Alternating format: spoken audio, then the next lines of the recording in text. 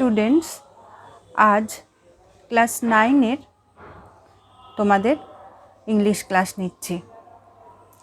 Class 9-এর Bliss text book for English,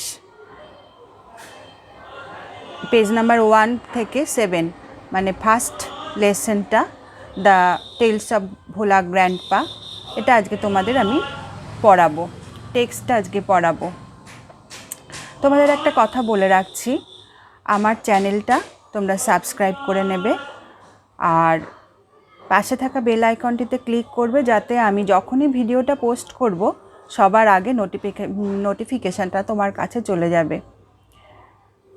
আর প্রথমেই বলে রাখি, তোমরা যেখানটা বুঝতে পারবে না আমার পড়ানোতে, তোমরা ভিডিওটি বারবার করে দেখবে, দরকার হলে আবার প্রথম থেকে দেখবে। আর যেখানটা বুঝতে পারবে না সেখানটা পজ করে বারবার দেখার চেষ্টা করবে। যদি বুঝতে না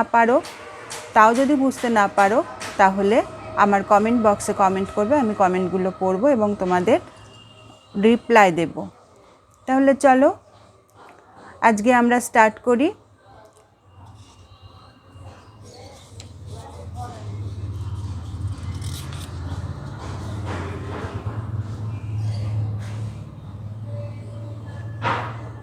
tales of Bhola grandpa, lesson 1, writer Manoj Das. প্রথমে রাইটার সম্বন্ধে কিছু জেনে নেওয়া যাক। The author and the text Manoj Das, 1934, 1934 সালে জন্মগ্রহণ করেছিলেন। Manoj Das is an Indian award winning bilingual writer. Bilingual মানে কি? দুভাষী, যিনি দুটো ভাষা সমানভাবে বলতে বা লিখতে পারেন।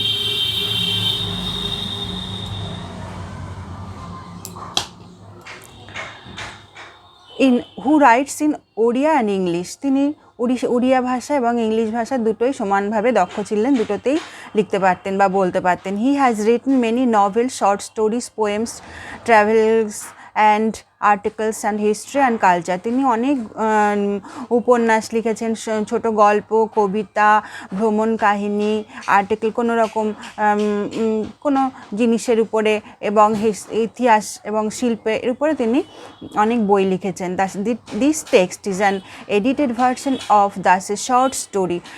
এই টেক্সটটা একটা মিস্টার দাসের একটা ছোট গল্প থেকে নেওয়া হয়েছে, which narrates Bhola grandpa's hilarious adventures seen through the eyes of a young man who had known him closely.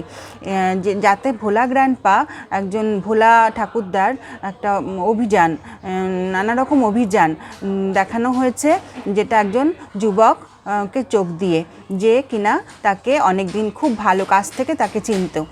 The simplicity and forgetfulness of Bhola grandpa, সরলতা এবং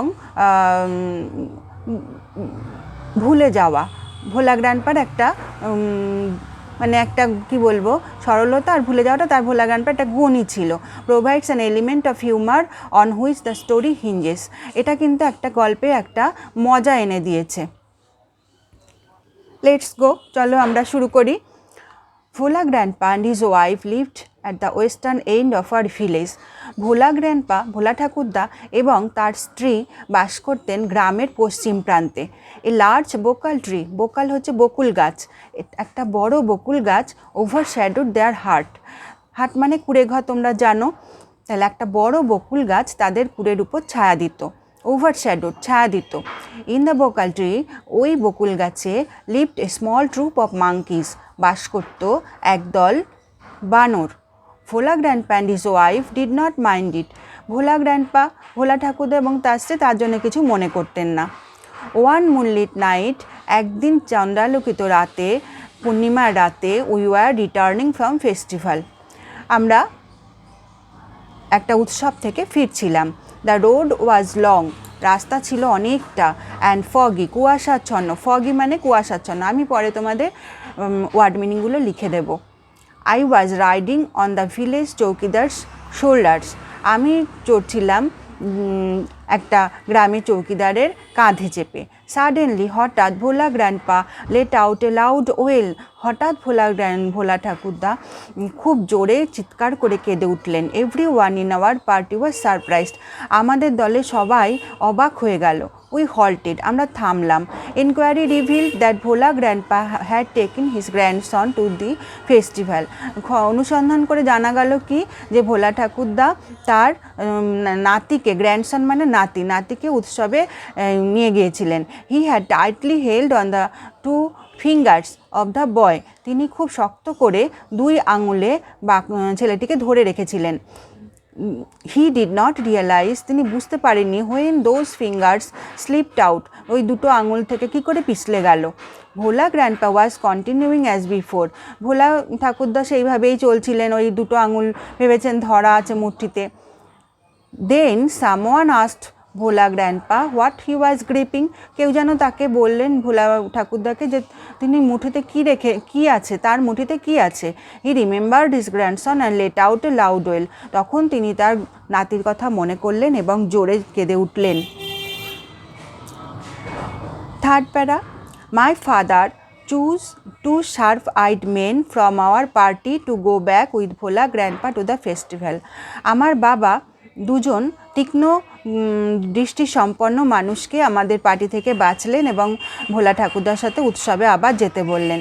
the grandson was found before long, সেই নাতিকে অনেক আগেই খুঁজে পাওয়া গিয়েছিল। He had taken A cosy shelter under A cows বেলি, তাকে দেখা গিয়েছে আশ্রয় নিয়েছিল একটা আরামদায়ক আশ্রয়, নিরাপদ আশ্রয়, একটা কাউস বেলি, একটা গরুর পেটের নিচে।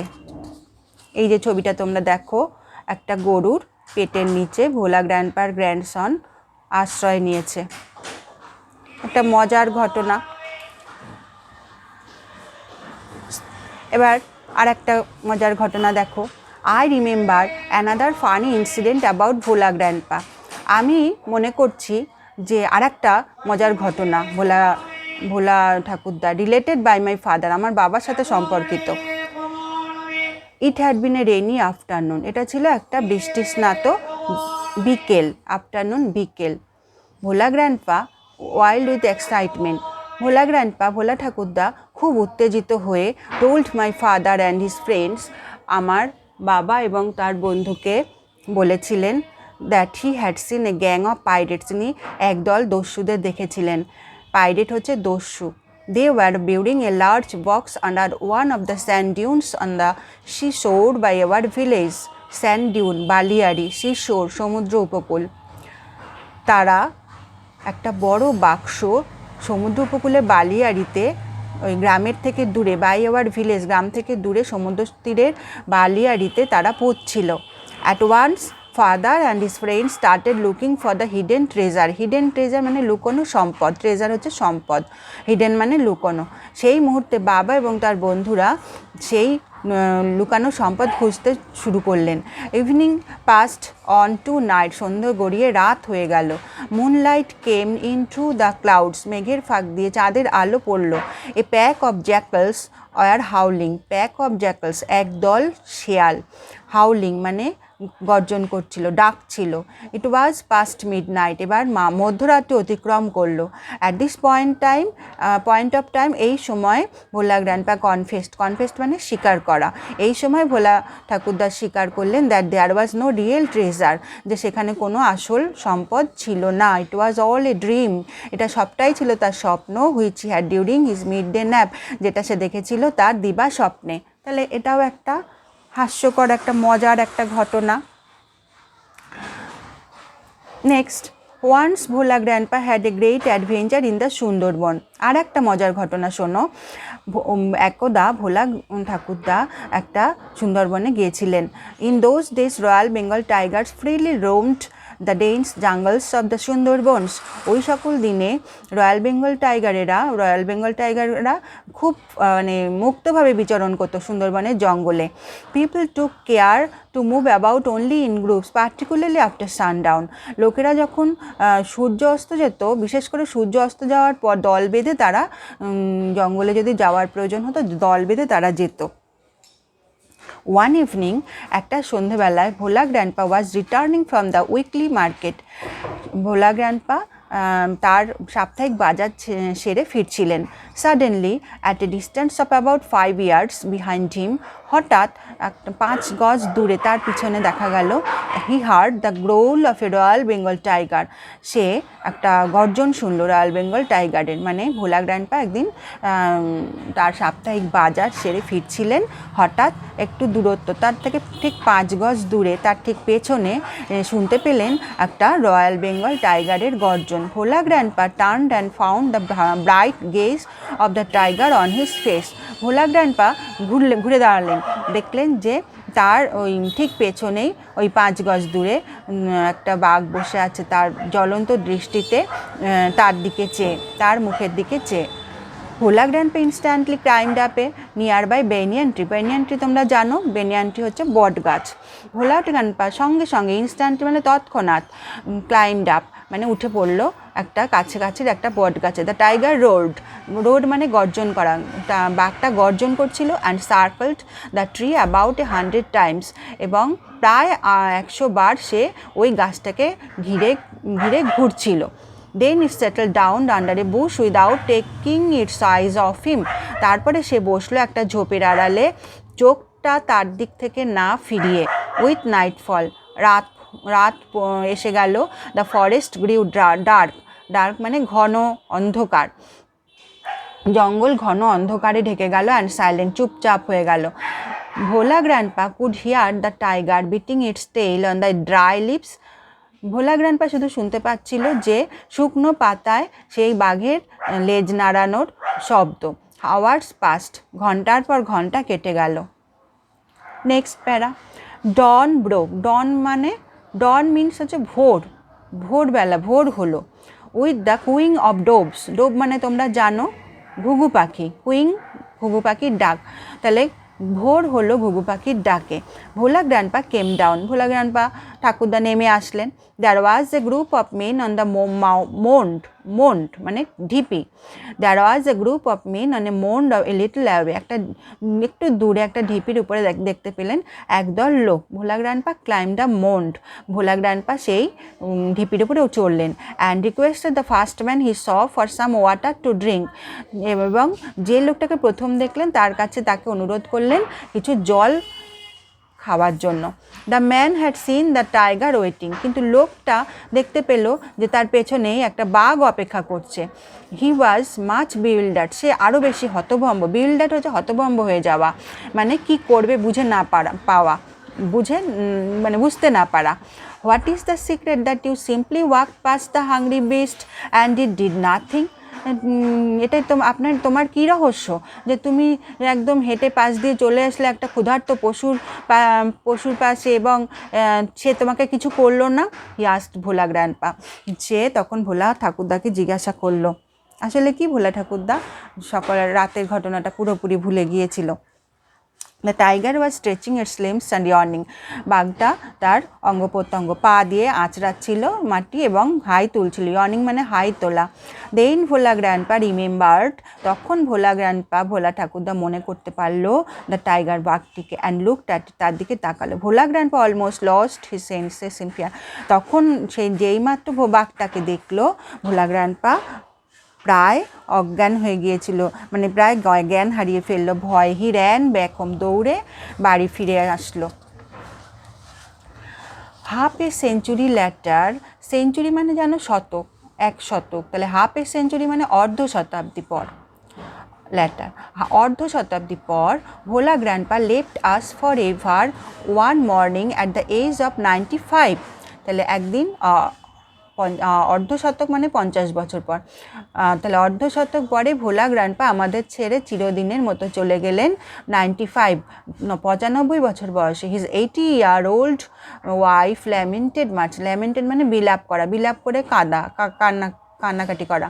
তার 80 বছর বয়স্ক স্ত্রী কাঁদছিল। শি সেড উইথ এ দীর্ঘশ্বাস ফেলে বলেছিল, the old man must have forgotten to breathe. ওই বৃদ্ধ লোকটি মানে শ্বাস নিতে বোধহয় ভুলে গেছে। এটাও একটা মজার, শেষটাও একটা মজার উক্তি দিয়ে শেষ হয়েছে। তাহলে পুরো টেক্সটটা তোমরা পড়বে আর মানেগুলো বুঝবে। এবার মানেগুলো বোঝার চেষ্টা করবে, আর যখনই বুঝতে পারবে না আবার সেই জায়গাটাকে পজ করে নিয়ে আবার বুঝবে। এবার এসো আমরা ওয়ার্ড মিনিংগুলো লিখে নিই। খাতা পেন বার করে ওয়ার্ড মিনিংগুলো লিখে নিও। আচ্ছা, প্রথমেই গ্র্যান্ডপা ঠাকুরদা, ওয়েস্টার্ন এন্ড পশ্চিম প্রান্তে, ওভারশ্যাডোড ছায়া করে রাখত, ট্রুপ দল, মুনলিট চন্দ্রালিখিত, ফেস্টিভ্যাল উৎসব, ফগে কুয়াশাচ্ছন্ন, রাইডিং চড়েছিলাম, শোল্ডার্স কাঁধে, ওয়েল কান্না, সারপ্রাইজড বিস্মিত হলো, হল্টেড থামলাম, ইনকোয়ারি অনুসন্ধান, রিভিল্ড প্রকাশ পেল, গ্র্যান্ডসন নাতি, টাইটলি শক্ত করে, হেল্ড ধরেছিলেন, রিয়ালাইজ উপলব্ধি করা, স্লিপড আউট ফসকে গিয়েছিল, গ্রিপিং হাত ধরা, রিমেম্বার্ড স্মরণ করলেন, শার্পিয়ার্ড তীক্ষ্ণ দৃষ্টিশক্তি সম্পন্ন, বিফোর লং শীঘ্র, কোজি আরামদায়ক, বেলি পেট, ফানি মজার, ইনসিডেন্ট ঘটনা, রিলেটেড সম্পর্কিত, এক্সাইটমেন্ট উত্তেজনা, গ্যাং দল, পাইরেটস দস্যু, বিউরিং পুঁতেছিল, স্যান্ডিউন্স বালিয়ারি, শিশোর সমুদ্র সৈকত, লুকিং ফর খোঁজা, হিডেন লুকানো, ট্রেজার সম্পদ, জ্যাকলস শিয়ালগুলি, হাউলিং ডাকছিল, মিডনাইট মধ্যরাত, কনফেসড স্বীকার করলেন, ন্যাপ তন্দ্রা,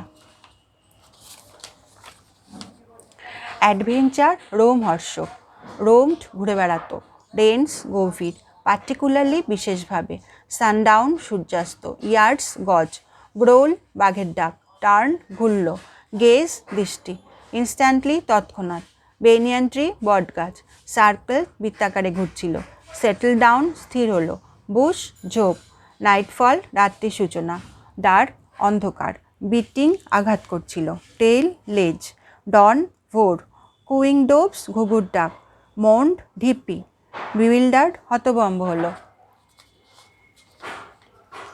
সিক্রেট গোপন রহস্য, হাংরি বিস্ট ক্ষুধার্ত পশু, স্ট্রেচিং প্রসারিত করছিল, লিমস হাত পা বা অঙ্গ প্রত্যঙ্গ, ইয়নিং হাই তুলছিল, সেন্সেস চেতনা, সেঞ্চুরি শত, ফরএভার চিরকালের জন্য, ল্যামেন্টেড অনুশোচনা করছিলেন, সাই দীর্ঘশ্বাস, ফরগটন ভুলে গিয়েছিলেন, টু ব্রিথ শ্বাস নিতে। তাহলে মোটামুটি ওয়ার্ড মিনিংগুলো লিখে দিলাম।